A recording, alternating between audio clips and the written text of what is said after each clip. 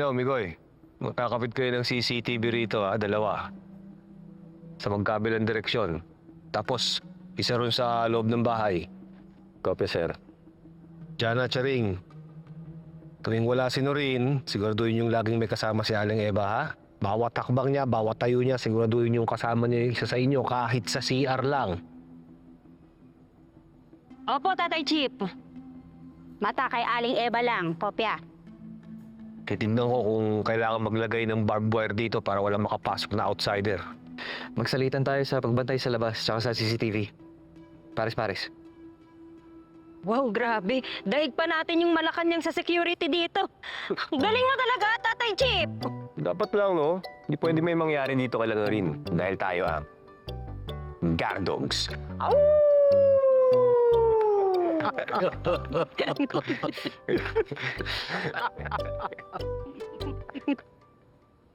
Uy, Lareng. Okay ka lang ba?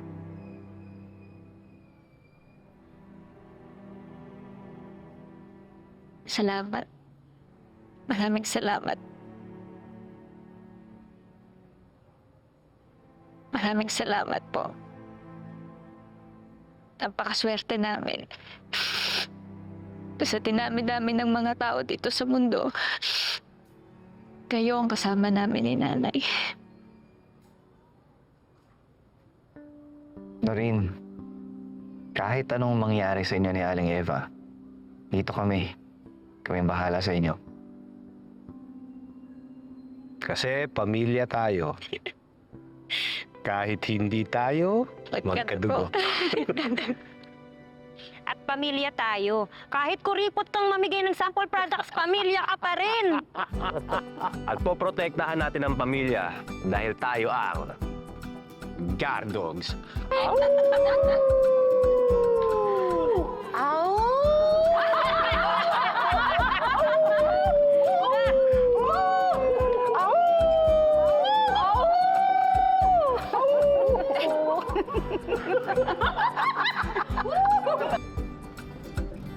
Wait, waiting! B? B? B? Saan ka punta, B? Kaila Aling Eva, may session kami ngayon eh. Ay, grabe naman yung B natin. Very Latina, very muñeca sa sipag at pagka-fresh. Oh, linggong-linggo, nagbo-work. Wala pang day off din sa trabaho mo? Volunteer kasi ako, kaya maski weekends, nagtatrabaho kami. Pwede mauna na ako. Teka. Bukod kay Aling Eva, ilan pa ba yung pasyente mo dito? Kasi parang napapadalas ka kay Nurse Gusto mo, sa amin ka naman pumunta. Sa case niya ako naka-assign, tig-isa kami ng pasyente sa org. Teka. Ilan ba kayo nagtatrabaho dyan sa org? Tsaka, ano bang address niyan? Kasi parang gusto ko mag-apply eh. Sorry, org policy. Bawal namin sabihin eh. Mauna na ako, halit na kasi ako, ipunta ko na si Aling Eva. Ay, teka! Wala na dyan si Aling Eva at ni Noreen. Kaya nga may room for rent eh. Umalis na. Agad-agad? Bakit naman? Ay, hindi ko alam. Umalis na lang eh. Hindi mo alam? Di ba close kayo? Hindi ko alam eh. Eh ba ikaw, ba't di mo alam? Di ba social worker ka nila?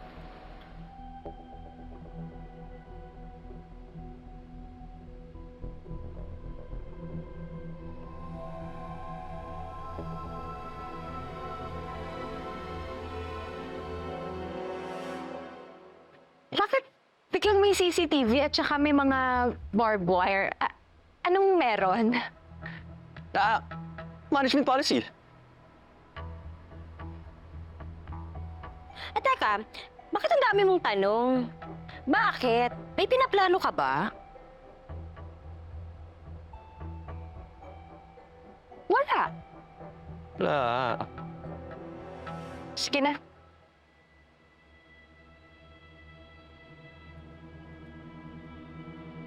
Wala daw.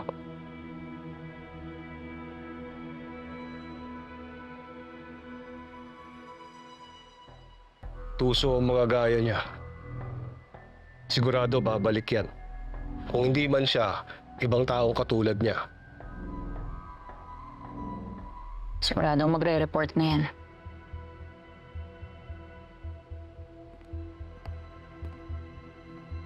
Saan mo kayo pupunta?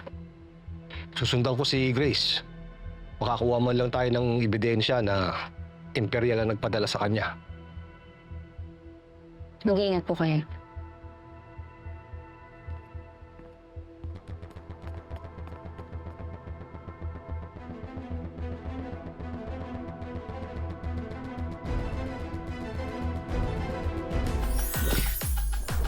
This is it. The hottest tea in all of Beautylandia. Ang bakbakang magaganap between Miss Shari De Jesus at Miss Velma of Velma Beauty. Well, this is giving drama of the century. At kung ano man ang rason ng Velma Beauty for pitting the two most influential women in the beauty game, I don't really care. Because this is the war we've been craving for. IKR. I know, right? Alam mo, isang linggo ng trending sa social media at ipinag-uusapan ang magiging showdown ng dalawa and factions have been forming. So, are you Team Velma, Timeless Beauty? Hashtag Miss Vel, mother of all. Or Team Shari Beauty Reborn. Hashtag Sharin ang magwawagi. Oh, but let's not forget whoever wins this showdown will be crowned the CEO of Miss Velma Beauty. So choose your queen wisely. Hoy, ikaw, sino bumoto? Noreen, sino bang kakampihan mo? Ibabalik natin ang Halina soap. Noreen here just presented a spectacular idea. We're gonna be bringing Shari down.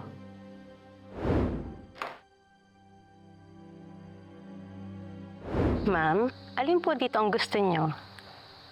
I have the cafe macchiato, please. Okay po, ma'am.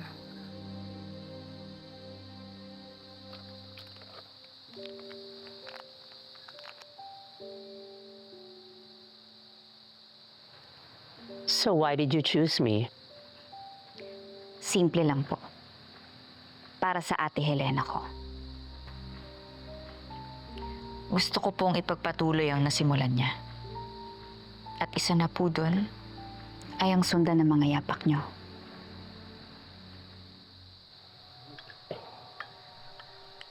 What about Shari? Hindi na po ako magpapaka-plastic. Siyempre, ang gusto ko po yung may pinatunayan at tinitingala. Sigurado ako kung nandito ang ate ko, kayo rin ang susundan niya kahit sa ang sulok pa ng mundo. Thank you. You know, you're just as talented as your sister. I remember once telling her na kayang-kaya niya magpatayo ng sarili niyang beauty empire. The question was, kung kaya niya makipagbatuhan ng dumi para lang to get on top. Hindi daw.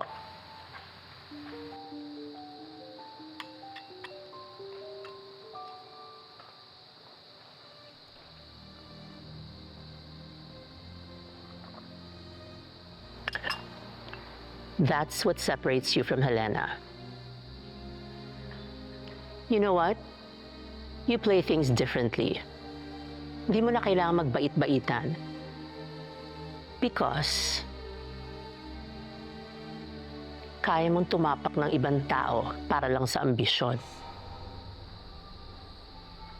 But let me tell you one thing.